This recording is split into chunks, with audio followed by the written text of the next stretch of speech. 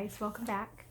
I am Ashley. I have 7 kiddos and I homeschool about half of them. This is Domestic Chaos Coordinator, and I wanted to do a video on something that I just experienced a few months ago. So my youngest is 3 months, and during these crazy times, I found myself before birth YouTubing and trying to figure out what it would be like, what it was going to be like to give birth during a pandemic. So I have given birth at the same hospital all 7 times. I love the hospital, love the nurses, they're fabulous. So I kind of knew what to expect, but I did have to kind of do a little research and see what changes there were going to be. So the first thing, obviously, I'm sure most hospitals across the board are going to want you to do a COVID test. So I had one done, what I thought was going to be exactly 2 weeks before my delivery, but it ended up being 2 weeks and 2 days. So I had it done at the drive-through testing site. They did one nostril, no big deal. I mean, it was kind of uncomfortable, but not a huge deal. So I did that, and then it expired. It was good for 2 weeks. So I had exactly 2 weeks to deliver, essentially, or I would have to get it done again. Well, long story short, it was 2 weeks and 2 days. So I had to redo the test, but I had to do it at the hospital. Which I don't know if this is a labor and delivery thing. It was a totally different experience, my test. They did both nostrils all the way back down to my throat. It was uncomfortable, to say the least, because I don't do strep tests and I don't do all those things. So this was very different. It was not fun at all, but that is something that you need to be prepared for. You will need a COVID test at this time. I'm pretty sure most hospitals, although they all kind of, I guess, have their own, individual regulations and rules, that is, I'm pretty sure, across the board, any hospital.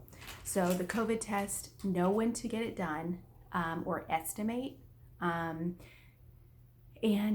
find out what your hospital also accepts, because I don't think the one that I went to accepted the finger prick or the fast result test. So know and find out what kind of test they're okay with and that they will accept. Otherwise, you'll have to get it done there anyway. Second thing, visitor policy. So your visitor policy for our hospital, my hospital, the hospital I go to, was one visitor, one designated visitor the whole time. So that visitor could come and go. So in this case, obviously it was my husband, but whether it's, a parent or a friend or whoever, that one person can come and go. They may not bring food into my hospital. So whereas, while I was there, my husband would bring like lunch or dinner or something like that. They cannot bring outside food, and they have to order through the room service or go downstairs and get something. They cannot bring it in for you. So just keep that in mind. Your one designated visitor at our hospital did not have to get tested, but I know at a nearby hospital, that visitor does have to. So check and see what the requirements are for that. Make sure you get that done in enough time. If need be, if you can estimate the best way that you can. I'm pretty much like clockwork by now as far as when I go in for delivery or induction, partly induction, because I'm so dilated by the time I go in. So kind of time that out and know and see the best you can as far as tests go and timing and whatnot. The visitor that you have could stay overnight, but I believe after a certain time they could not leave. So there were times in between where you could not come and go. So just keep that in mind. If your spouse or whoever that is going to be leaving at night and then coming back, they have to leave a certain time and they can't come back until a certain time. Mask policy. So obviously masks were required. I didn't have an issue with it. When I was actually giving birth, I would pull it down a little bit, obviously. But anybody that came in had it on all the time. I did have to have magnesium sulfate in my IV because I had high blood pressure or preeclampsia. And so during that time, that's kind of like, I was hot. The side effects are not fun.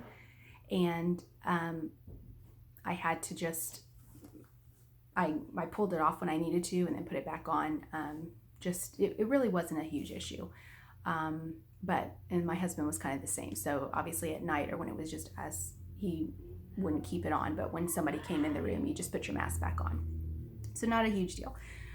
Nursery restrictions. So in the past, I would usually give birth and then depending on how tired I was from epidural or medicines that I needed afterwards, I would have the baby go and stay in the nursery overnight because my husband doesn't stay. He goes home and watches the other kids. So this time he did stay because I had the blood pressure issues and I had to have more medication afterwards, after birth.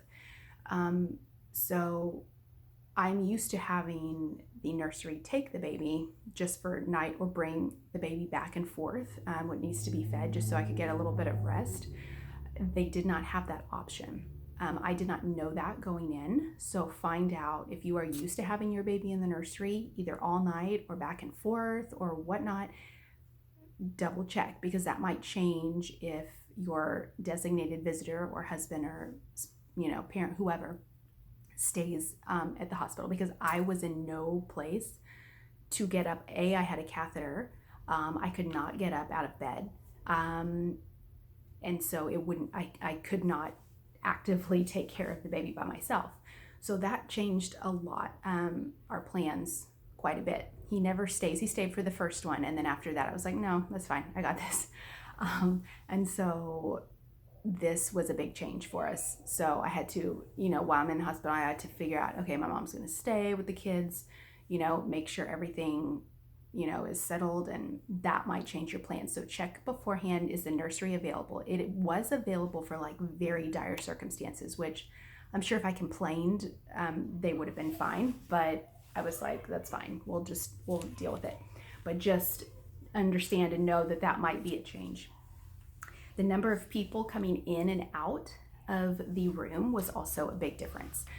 So I'm used to, the photographer coming in and they did not show up one time, obviously.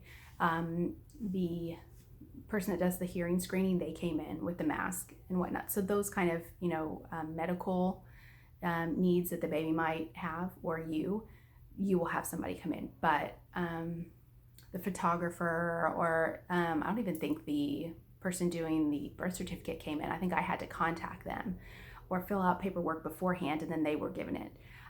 So that was a change too. It was fine, but just know that you're not going to have as many visitors come in and out. So you will be a little bit more rested. And finally, I'm used to my kids being at the hospital there, waiting on the baby to be delivered. So because I'm usually so quick. So to not have my kids there was a big change. It was okay though. It was calmer, which was, I missed them obviously, but it was calmer and I got better pictures when I got home, to be honest. So they all had their matching shirts, which I do, every time, or the, big sister or big brother shirts, etc. So I was able to get better pictures at home. So that's a plus. You will not have your kids there unless the hospital, is fine with that. I don't know of one that is okay with that, especially if they are only allowing one visitor. And I think that visitor has to be over a certain age anyway. So just know that this delivery during the coronavirus pandemic will be different, but it is okay. It is different. Some parts are not as I guess, not what you're used to. But for the most part, it is okay. You will deliver. Everything will be the same. You will go home. You will get your nice pictures. And it'll be fun. So just keep that in mind. When you're delivering, this will be different, but it will all be okay. So hopefully that gives you a list of things to check on and make sure that, these things are kind of checked off your list before you go in, because it might be a little bit different than your last delivery if this is not your first one. If this is your first one, then by all means, you don't have anything to compare it to. But if this is your second or third or fourth or fifth, etc., just know it'll be different, but it's not bad different. It will be okay, and you will get through this. So hope you found something here that maybe you didn't think of if you're about to give birth that you might want to check in, check on before you go deliver. And I will see you guys next time. Bye.